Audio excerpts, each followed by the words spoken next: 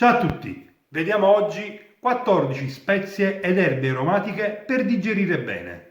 Ecco a voi una lista di 14 tra spezie ed erbe aromatiche in grado di aiutare la digestione. Grazie infatti alle loro proprietà, stimolano la salivazione, la funzionalità gastrica e il rilassamento delle pareti intestinali.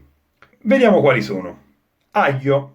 Con le sue proprietà antiossidanti e antibatteriche, l'aglio è al primo posto nella mia classifica. L'aglio è molto versatile, per cui risulta molto facile utilizzarlo in tantissime ricette. Se vi preoccupa l'odore, abbinatelo al prezzemolo, che lo contrasterà. L'alloro. Le proprietà curative dell'alloro sono conosciute ed apprezzate fin dall'antichità, grazie alla presenza della laurostearina e dell'acido laurico. Per questo motivo l'alloro viene comunemente impiegato per alleviare le coliche, i disturbi dello stomaco, favorire la digestione e per aiutare ad espellere i gas dall'apparato gastrointestinale, in presenza di meteorismo o aerofagia. Anice. Dell'anice non si usano solo i semi. Le foglie sono deliziose in insalata e sono ricche di vitamina A e C, folati e sali minerali. I semi, invece, sono utilizzati sia in polvere sia interi in tantissime ricette, dal pane ai biscotti fino agli infusi digestivi. Per chi soffre di dispepsia o di pesantezza postprandiale, è utile masticare i semi per qualche minuto al fine di purificare l'alito grazie al loro contenuto di anetolo, un olio essenziale che ha un'azione tonica su tutto l'apparato digerente. L'anice è anche utile per neutralizzare acidità e infiammazioni gastriche. L'anice inoltre è anche un ottimo farmaco naturale per le persone che soffrono di sindrome del colon irritabile. Basilico. Il basilico non solo aiuta la digestione, ma è anche un ottimo antiossidante ed aiuta a ridurre gli spasmi. È facile da coltivare, potete tenerlo anche sul balcone di casa e si può conservare per l'inverno in più maniere. Nella info box vi lascio un video relativo alla conservazione del basilico. Cardamomo.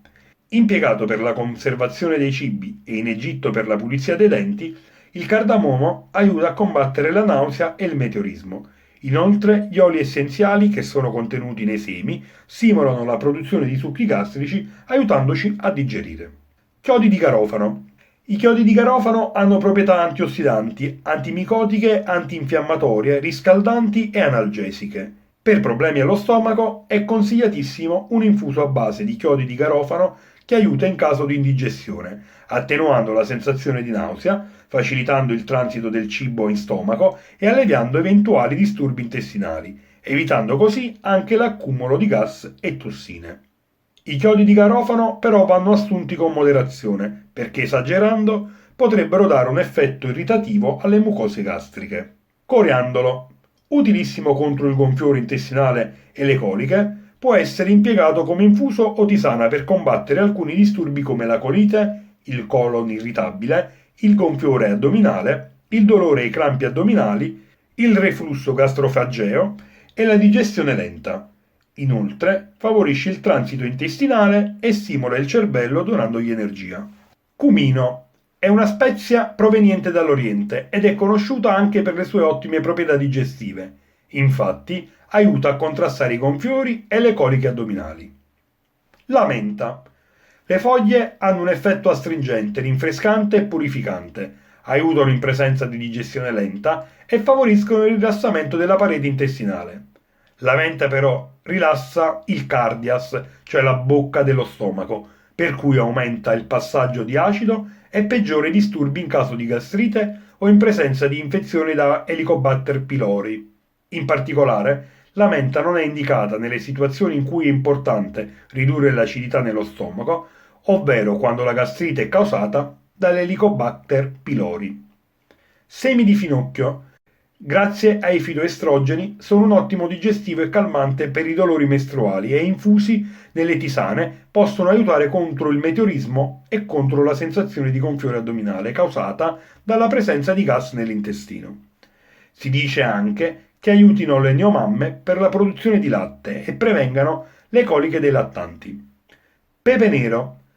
Grazie alla presenza della piperina, che favorisce la produzione di succhi gastrici e l'assorbimento di selenio, Il pepe contribuisce attivamente all'azione digestiva e stimola il metabolismo.